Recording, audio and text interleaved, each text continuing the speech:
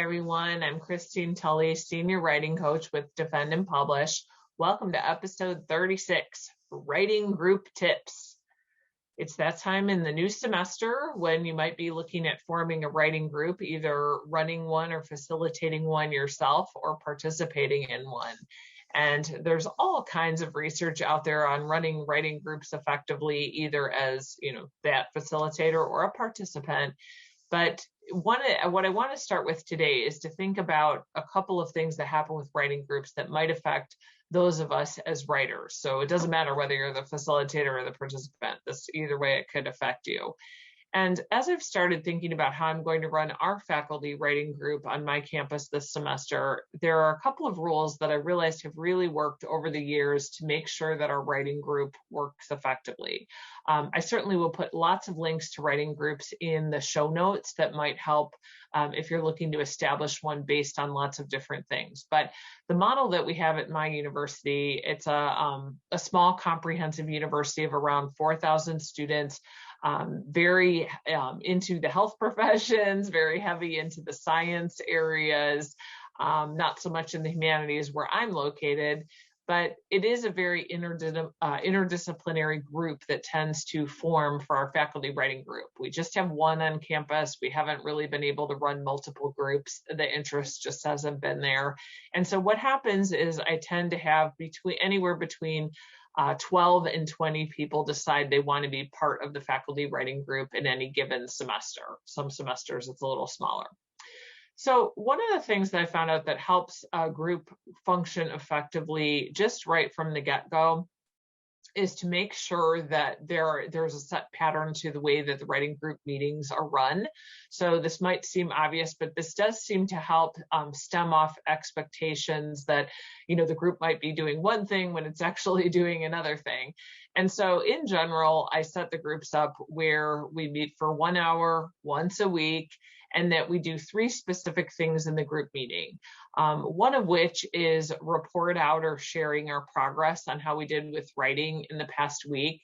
That part, having that as a starting point is generally useful, at the very least, because faculty that are in my writing group come from all different areas of the campus and different bodies of research and different disciplines. So we often need that refresher. One of the things that I do to make sure that that doesn't take up the entire meeting is I do limit that to 15 minutes just to start us off. And in general, with 12 to 15 participants, we can get through a very short recap. Sometimes these recaps are, take the place of a sentence or two, such as, I met all my goals last week, things are good. Other times people will say, well, I did this one thing, but I didn't do this other thing. Occasionally I'll have people attend the group where they will say, I didn't do any writing last week, but here's what I need help with this week. So it can take any and all of those forms. But that first expectation when folks come to the writing group is just to know that it's a quick report out of how everybody's doing. Another rule that I've kind of worked into the writing group to make sure that it succeeds is that the facilitator also participates. So even though I'm running the group, I participate just as any other member.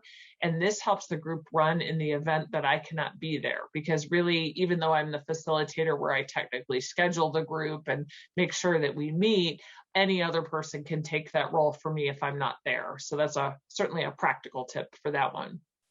A third thing that I always make sure that happens to make sure that our writing groups always run efficiently and effectively is that the requirement that everybody brings a couple pages of writing is a standing requirement each week. We do have faculty that won't do it, that will show up and they won't have writing with them. But in general, the folks that keep coming back to the group are the folks that bring a couple of pages of writing. We always say between 2 and 5 pages of writing each time to the writing group. And what we do with that then is after the report out, the very next thing that we get into is we exchange writing. So it could be electronically on laptops. Certainly during COVID, this had to change a little bit where we did more of an electronic exchange. And we've also done an online writing group. But even in a physical face-to-face group, sometimes we would extend writing over laptops where we could each read each other's writing in that way, or we might exchange hard copies. Obviously, in the age of COVID, we're not exchanging hard copies at the moment, but that has been a way that we've done it in the past. And so if the first 15 minutes are a report out, the next 20 or so are time for us to read another person's writing and provide feedback. And one of the reasons that we do the reading and the writing, or I'm sorry, the reading and the feedback right there in that meeting is because I found that all of us are really overextended, too busy, or we're just going to forget, and we're not going to do any other reading during the week. So we do the reading and the exchange of writing right then and there in the group. So that provides another motivation for somebody to bring writing, because if they don't bring any writing, they could comment on somebody else's, and many do, so because we could share a draft with multiple people, but the group is not as much, I would say, not as much fun if you're not getting feedback on your own writing. So that's another way that we tend to make it a little bit more efficient, but also pleasurable for everybody. And this does really extend the idea about writing being a community endeavor. Faculty authors are not solo authors all alone in their office. They can come back each week. We do celebrate each other's success. So certainly during that share out, we can say things like, oh, I got my manuscript accepted. And then after that writing sharing, the last part is setting goals for the next time. And one of the things that I'll do as the facilitator that helps us to kind of stay on track is to make note of what these goals are. So that way, even week to week, we can say, well, 4 weeks ago, you mentioned that you were going to work on this results section. We're now a month later, how's it going? And I can do that as a facilitator, very gently and supportively, but also folks in the writing group can help problem solve and look for stuck points. So if you're thinking of starting a writing group this semester, those might be just some easy tips to get it going.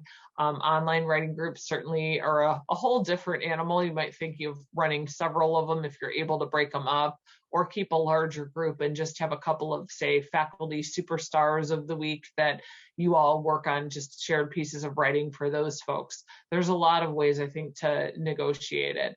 One of the things as a participant then is that thinking about if you're going to do a writing group, making sure that you're, of course, bringing your writing and that you're participating in the writing group. Obviously, you'll get a little bit more out of it if you're doing it that way. But these are just a couple of things. If you're, thinking about starting a writing group, really anybody can start one. It does not have to be anybody that has an expertise in a certain area. You might decide, too, that the purpose of the writing group is not for you to have time to exchange writing and share. It might be more of a write on site or a write together kind of situation where you have a writing group meeting just to get together and write and have a writing date. Certainly that's okay, too. One of the things I try to think about is how a writing group might function at the beginning of the semester. And so, yes, we have our weekly meeting where we're exchanging writing, but I do offer what I call faculty study halls. So old school, high school study halls, where I'll have hours in the library where I'll be writing and I'll say, hey, anybody who wants to come join me, it's a built-in writing date. And so sometimes I'll have faculty join me for those, and it's an extension of our faculty writing group. So hopefully these ideas are helpful to get you started on making your own writing group. I'll put lots of links of other types of writing groups and different ways you might approach these if you want to start one or participate in one. And certainly if you have other ideas about how to work with writing groups or have them work, especially, during the pandemic, different ways you might go about doing that, please post those on Twitter. We'd love to continue the conversation. Happy writing this week.